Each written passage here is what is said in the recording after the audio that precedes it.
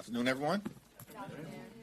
The American people have a constitutional right to peacefully assemble, to express themselves, and to petition the government to redress any grievances that they may have with policies that will impact their lives.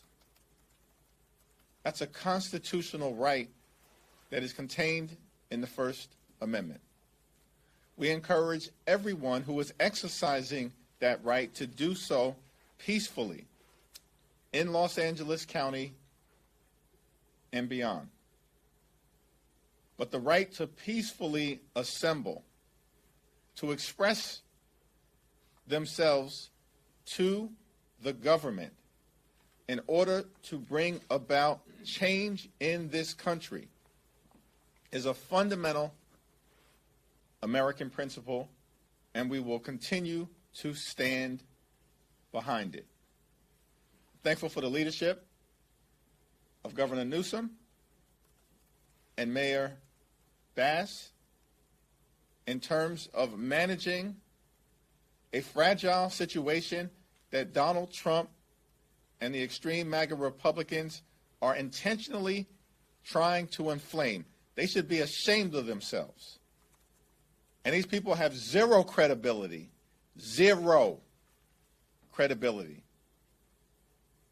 on the other side of the aisle when it comes to issues of law and order. Questions? Good afternoon. Thank you. Do you think that some of the images we're seeing from Los Angeles put Democrats who are in swing districts in a tough spot when they might be asked to defend some of these things, when immigration and fighting back against ICE is not a front and center issue in those districts? No one is actually defending any unlawful behavior. I am defending the right for the American people to peacefully assemble. And we'll continue to encourage people to exercise that right peacefully. And if anyone crosses the line, they should be held accountable by the relevant authorities. We will not be lectured by Donald Trump and anyone in the Republican Party about issues of law and order. Not a single one of them. Donald Trump promised to lower costs on day one. Costs haven't gone down. They're going up. Inflation is going up. Donald Trump lied to the American people. You know what he did do on day one? He pardoned hundreds of violent felons, criminals, who brutally assaulted police officers and attacked the Capitol on January 6th. That's what Donald Trump did on day one. The hostages weren't released on day one like he promised. He lied. The war didn't end in Ukraine on day one. Donald Trump lied. Costs didn't go down in America on day one of Donald Trump's presidency. He lied to you, the American people. You know what he did on day one? He pardoned hundreds of violent felons who brutally beat police officers. That's the insurrection. And so the notion that Donald Trump and his minions, his sycophants here in the House of Representatives or in the Senate, who are nothing more than a reckless rubber stamp for Donald Trump's extreme agenda, are going to lecture America about issues of law and order, get lost. We're not feeling you at all. You have zero credibility on this issue. What did you make of President Trump's comment saying that it would be a great thing to see Governor Gavin Newsom arrested? Donald Trump is clearly trying to distract from the fact that he has a failed administration. A failed administration. He promised to lower costs. He promised to deal with inflation in America. Costs aren't going down. Life has become more expensive. The business environment is shaky. Small businesses are being forced to close. Our credit rating has been reduced. The bond market is reacting adversely to Donald Trump's erratic policies. The Trump tariffs are going to result in thousands of dollars of additional expenses per year on everyday Americans. Donald Trump and the Republicans are crashing the economy in real time and then driving us toward a recession. His presidency has been a failure. And now they're trying to jam this big, ugly bill, this disgusting abomination down the throats of the American people, a bill that's deeply unpopular with the American people, and we're just getting started. And then he's in a big fight with Elon Musk, the most personal of disputes possible. Is it any surprise to anyone that he's trying to distract the country with this erratic and extreme behavior? No. And we're not going to fall for it. Thank you, Mr. Leader.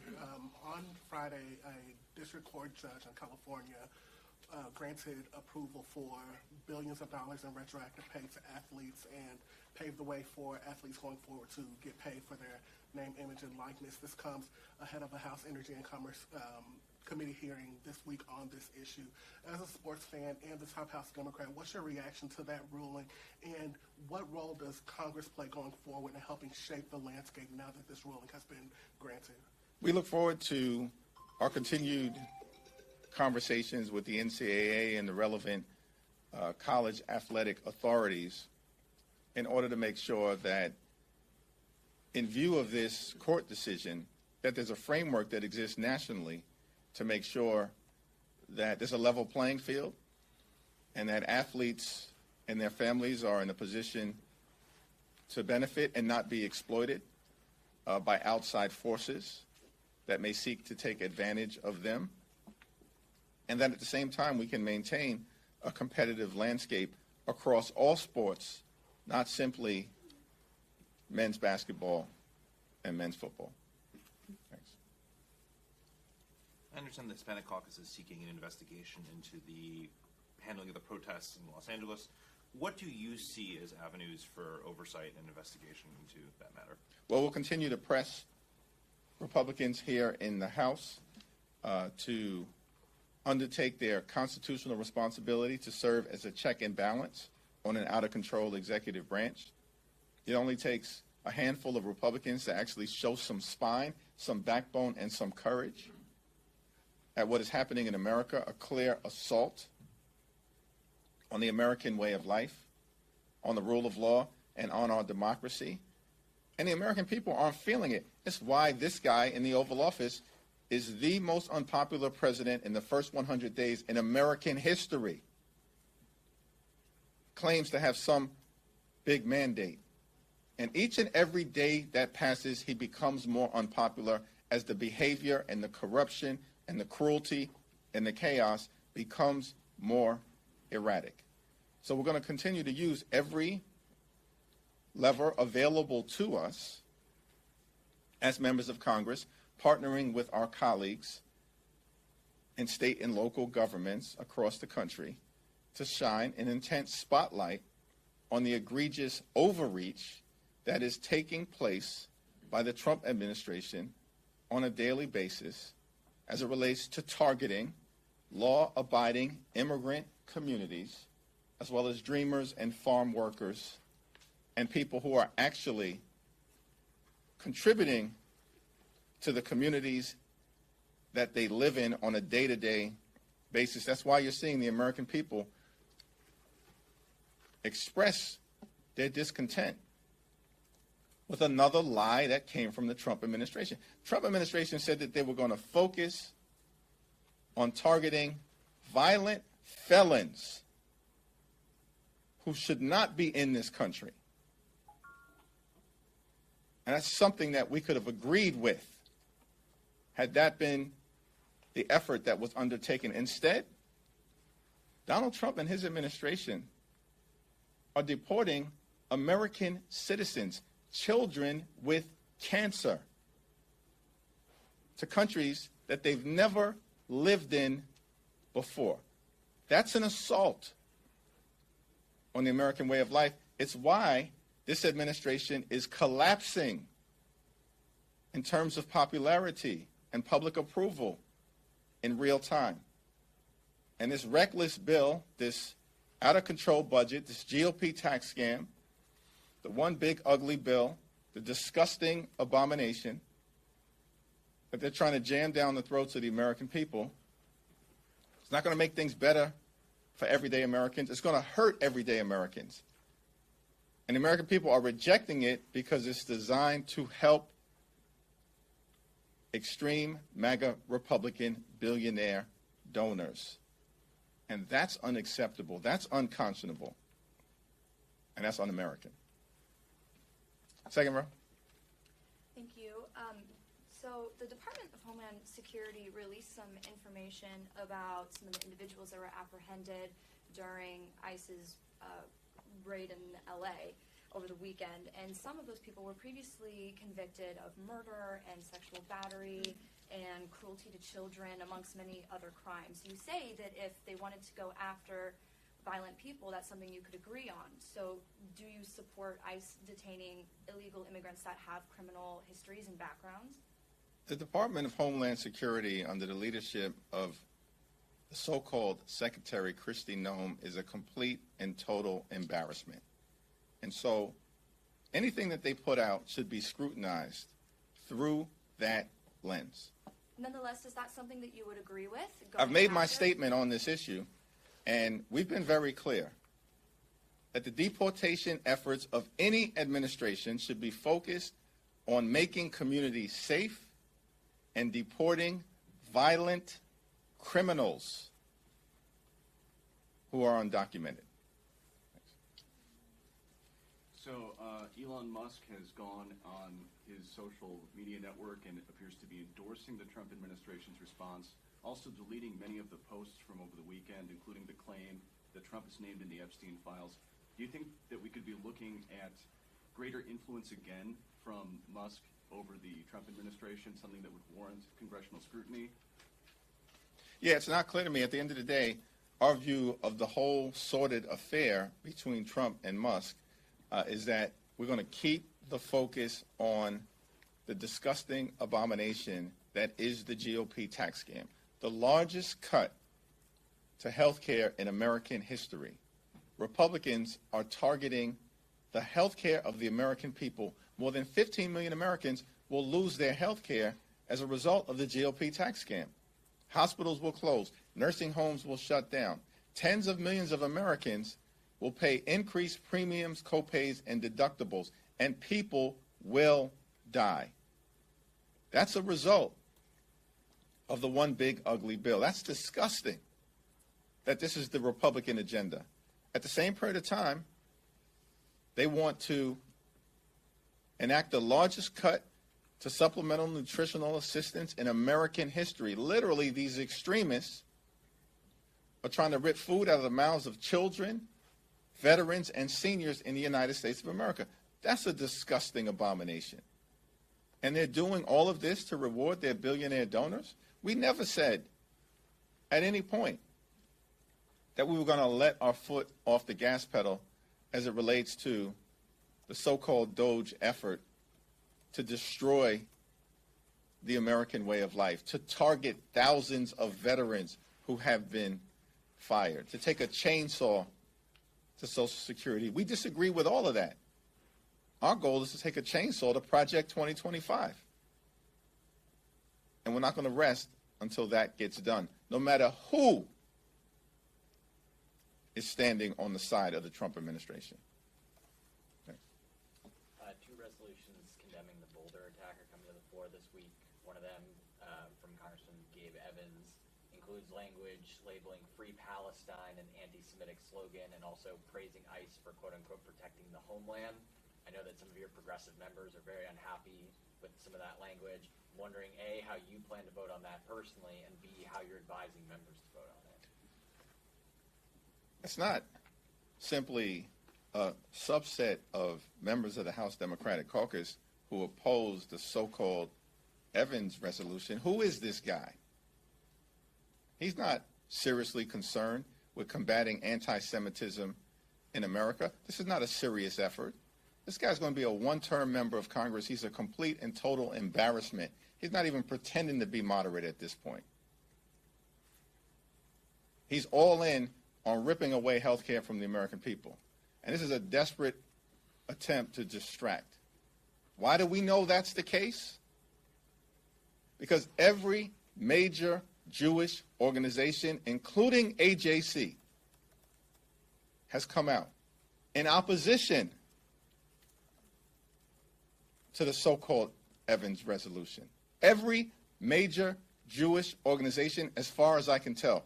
These are organizations that are at the forefront of combating anti-Semitism in America. That resolution is an embarrassment. It's not serious. It's a joke. And Gabe Evans is a joke. And he's on his way out. He's done in November of 2026. So is leadership whipping against that resolution? I don't know. We don't normally whip one way or the other as it relates to resolutions. And so it's not my understanding that a decision has been made different than the approach that we normally take. I'm a no. And everyone will have the ability to make their decision in terms of what's in the best interest of the districts that they represent. Anti-Semitism is a scourge on America. Shouldn't be weaponized politically. It's not a Democratic issue or an American issue or a Republican issue. It's an American issue. And we should tackle it not as Democrats or Republicans, but as Americans. So I'm going to stand on the side of the overwhelming majority of Jewish organizations who have the credibility on this issue and have concluded this is not a serious effort to solve what is a serious problem, anti-Semitism in the United States of America. Thank you, Leader. When we talk about the images that are happening in Los Angeles right now, what is your argument to the American people that the National Guard is not needed in this situation? There are thousands of members of the LAPD and the Los Angeles Sheriff's Department and the California Highway Patrol who have the capacity, by all accounts, according to Governor Newsom